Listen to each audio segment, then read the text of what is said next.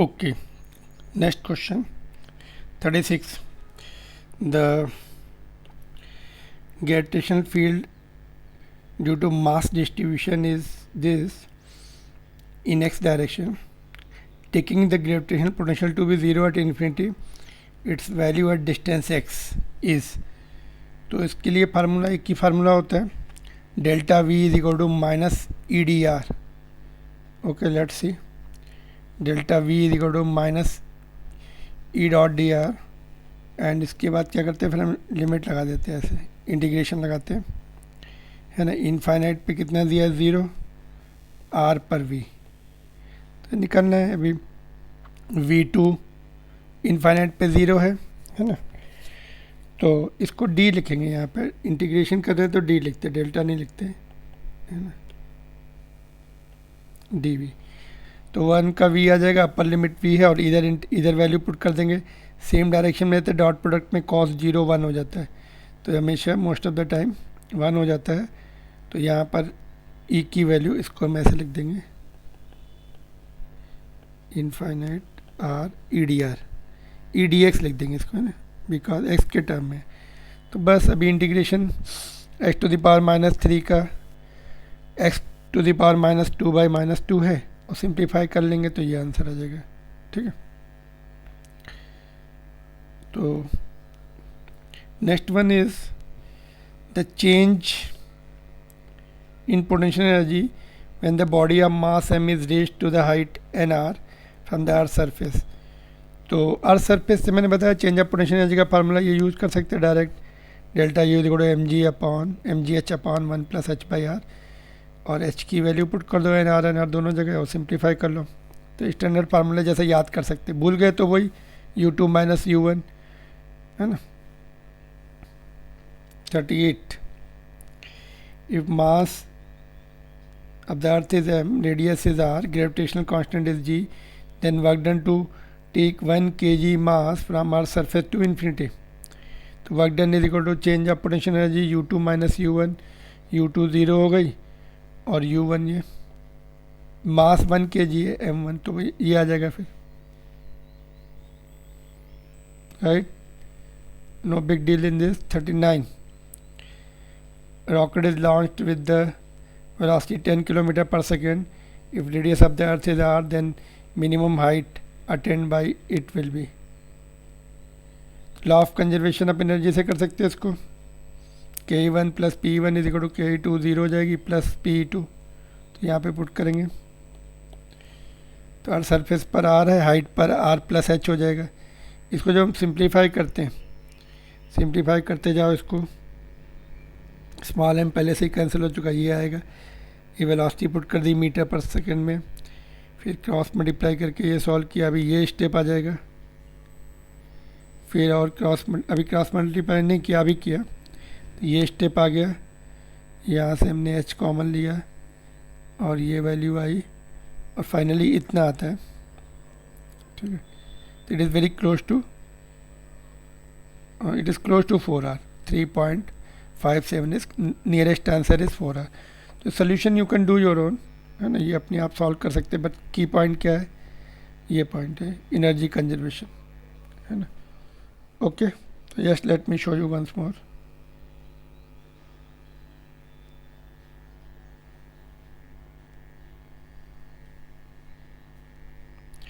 Okay, coming to the next question, this one. There are two bodies of masses 100 and 10,000 kg separated by 1 meter distance.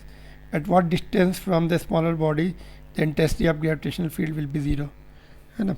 दोनों की field उनकी खुद की तरफ होगी. E1 minus E2 should be equal to 0, therefore E1 is equal to E2.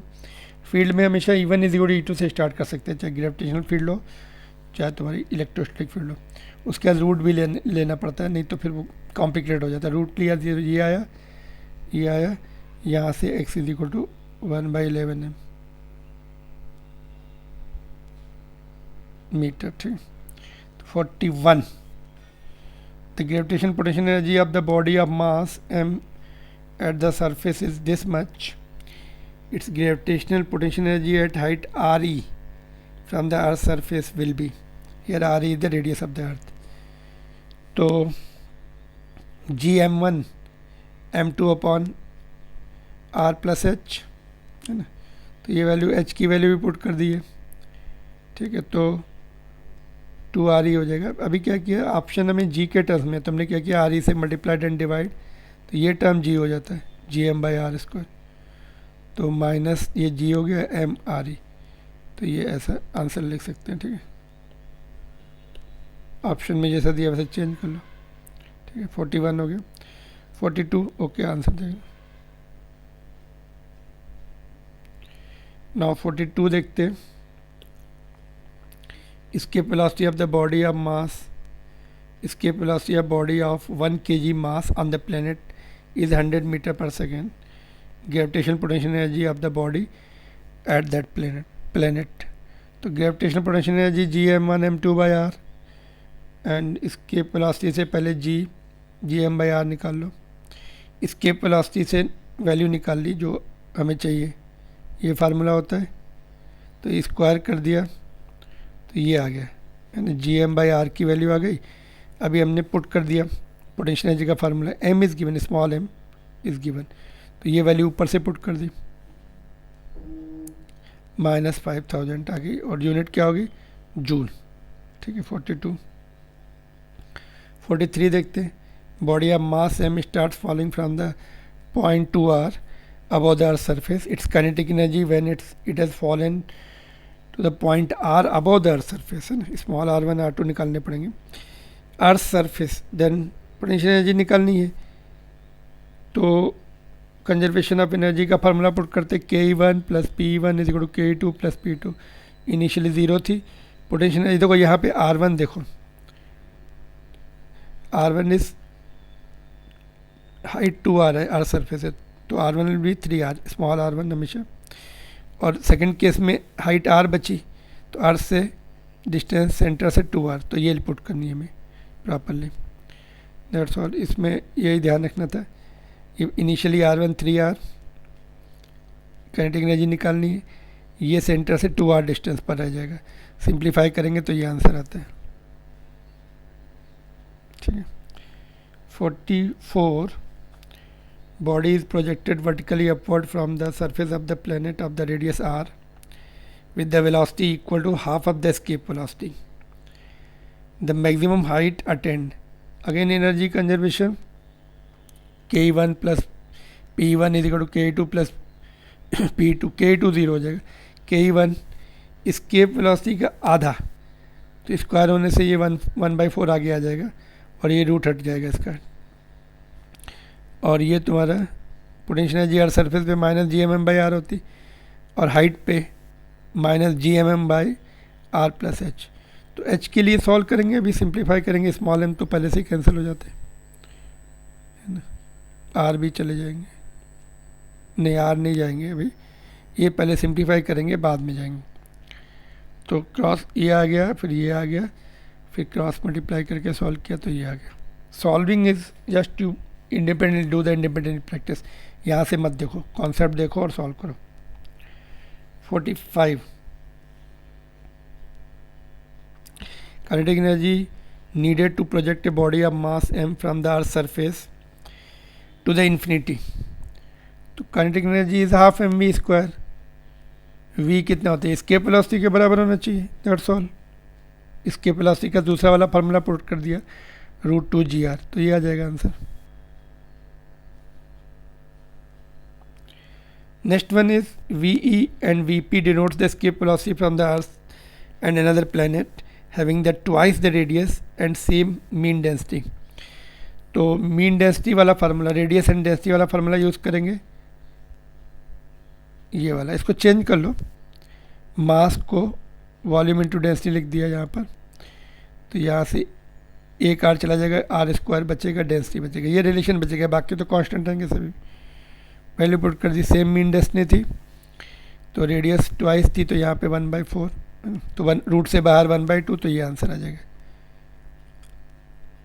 ठीक है।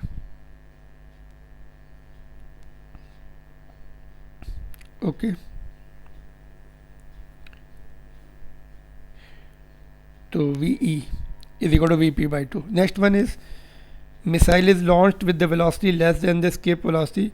Sum of kinetic and potential energy is, है ना, तो लेस देन escape velocity है तो दोनों का सम माइनस आएगा. It means bound to the earth, it will come back. Zero होगा तो अनबाउंड हो जाएगी, प्लस है तभी भी अनबाउंड हो जाएगी. तो अगर हमने escape velocity के इक्वल से फेंका, है ना, तो total energy will be zero. More than से फेंका तो total energy will be what is called positive. तो जब तक लेस है तो total energy has to be negative, it will be bound to the earth, it will come back. B option. 48. For the moon to cease to remain the earth satellite, orbital velocity has to be increased by the factor. तो orbital velocity जो है √2 time से बढ़ाना पड़ेगा, है ना. escape velocity is √2 times of orbital velocity. तो orbital velocity जितनी है उसको √2 टाइम्स कर दो तो escape हो जाएगा. 49. The radius of the planet is 1/4 of the Earth's radius and its acceleration due to gravity is double to the Earth's acceleration due to gravity. How many times will be the escape velocity at the planet's surface as compared to the its value on the Earth's surface? ठीक है, तो इसको second वाला formula will use ये वाला.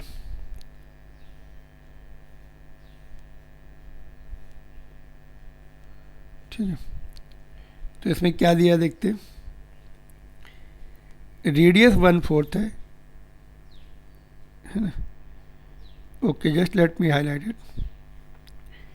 Radius 1/4 है, acceleration due to gravity is double, है ना. तो यहाँ पे हमने क्या किया है, हाँ रेडियस 1/4 दिया, तो यहाँ पे ये यहाँ पे 2 आएगा, ये 1/4 आ जाएगा, तो 1/2 है ना. बाकी तो ये तो 2 एज इट इज रहता ही है ना. देखो यहाँ पे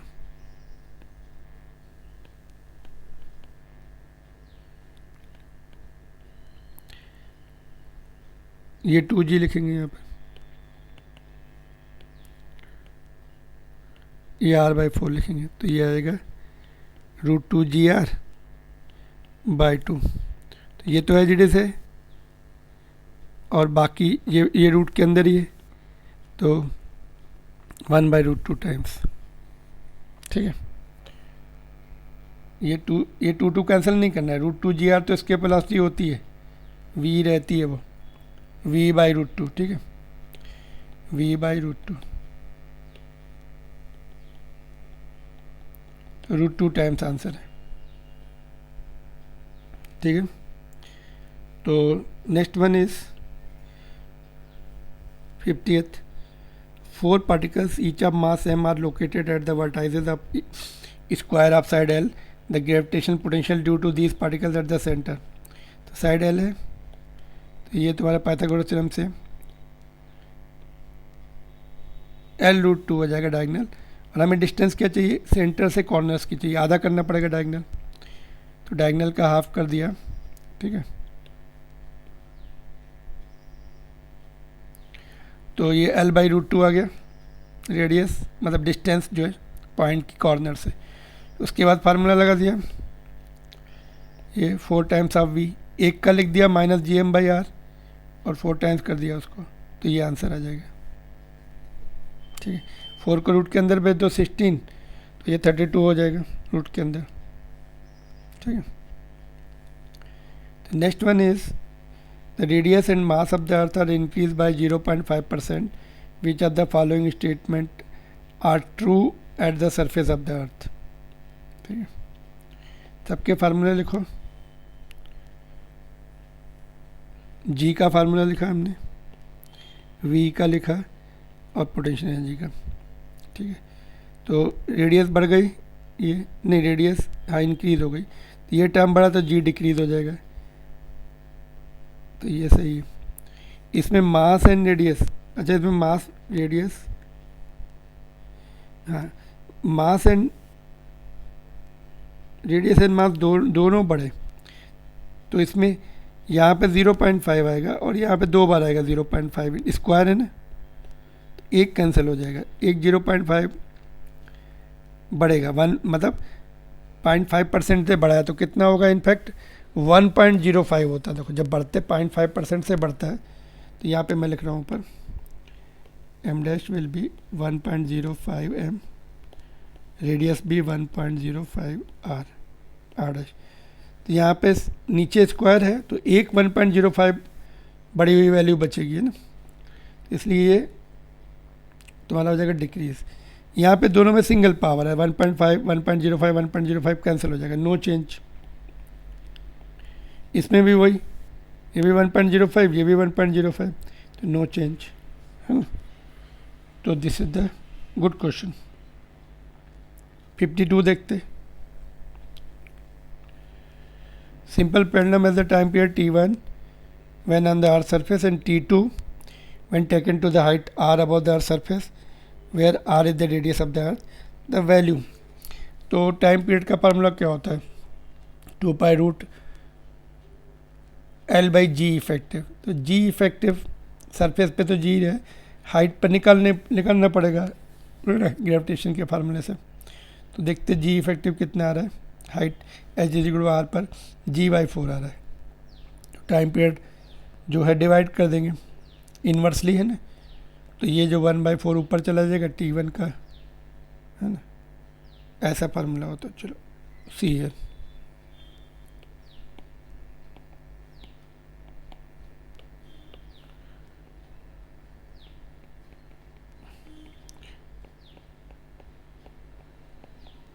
L/G1, तो ये तुम्हारा G2/G1, G2 जो है G बाई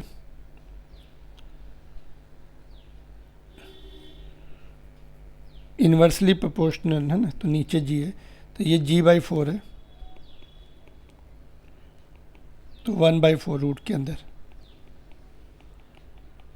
1/2। तो क्या आंसर है, T2/T1 पूछा है ना, तो देयरफॉर 2/1, ठीक है, तो ये आंसर हो जाएगा। पलट दो दोनों को, ओके, तो डी आ गया, 2 आ गया ना, गॉट इट। तो that is how we have to solve it. 53rd,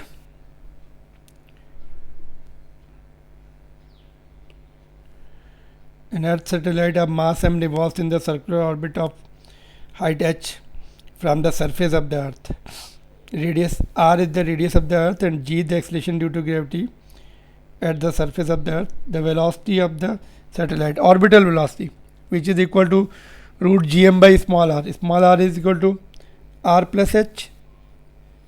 So that's formula we are going to use. और जी एम की वैल्यू जी आर स्क्वायर भी होती है, small g into R square होती है, तो दोनों वैल्यू पुट कर दी, जी एम की भी आर की भी। तो ये आंसर हो गया डी ऑप्शन, है ना। ये वैल्यू मैंने पहले बताई, ये वैल्यू इतनी होती, because g is equal to G M by R square, तो G M will be small g into R square. 54, the satellite which is geostationary in the particular orbit is taken to the another orbit. Its distance from the center of the earth is now in center of the earth is in new orbit is 2 times that of the earlier orbit. The time period in the second orbit, है ना। तो orbital distance जो है ना twice हो गई, ठीक है, डायरेक्ट दी हुई है। तो ये फार्मूला होता है T square directly proportional to R cube, तो क्यू स्क्वायर रूट लिया तो ये बन गया। तो अभी यहाँ पर R2 इज ट्वाइस दिया यहाँ पर, है ना, 2/1 हो जाएगा, ठीक है। तो ये क्यूब किया तो 8 का रूट लिया तो 2√2 आ गया। तो बस T1 को इधर भेज दिया, T1 24 जियो स्टेशनरी है, तो T1 24 होता है जियो स्टेशनरी का, तो मल्टीप्लाई करेंगे तो ये आंसर आ जाएगा, ठीक है। 55, द सैटेलाइट विच इज हो गया जी 55. The ratio of kinetic energy required to be given to the satellite to escape Earth's gravitational field to the kinetic energy required to be given so that satellite moves in the circular orbit just above the Earth's atmosphere. है ना, just above के लिए भी same आएगा और large height के लिए भी सेम आएगा. ठीक है, तो काइनेटिक एनर्जी स्केप कराने के लिए और उसके लिए ऑर्बिट के लिए तो स्केप वेलोसिटी का फार्मूला आएगा, ऑर्बिटल वेलोसिटी का फार्मूला आएगा. तो देखो इनिशियली क्या है, स्केप कराना है ना, तो ऑर्बिटल वेलोसिटी कितनी स्केप वेलोसिटी √2gm/r होती है ना, तो रूट हट जाएगा. और उसके बाद सेकंड में ऑर्बिट कराना है तो √gm/r होती है, इसमें 2 नहीं आता, तो ये आ गया रेशो इतना 2:1 हो जाएगा. जस्ट अबव लिखना जरूरी नहीं है, इट कैन बी फॉर जैसे जैसे हाइट पे जाते हैं स्केप वेलोसिटी भी उसी कम होती है, उसमें भी स्मॉल आ रहा जाता है. जस्ट अबव द सरफेस पे कैपिटल आ रहा था और हाइट पे जो है स्मॉल आ रहा जाता है रूट के अंदर ही, है ना. That's all. Will continue from the next question.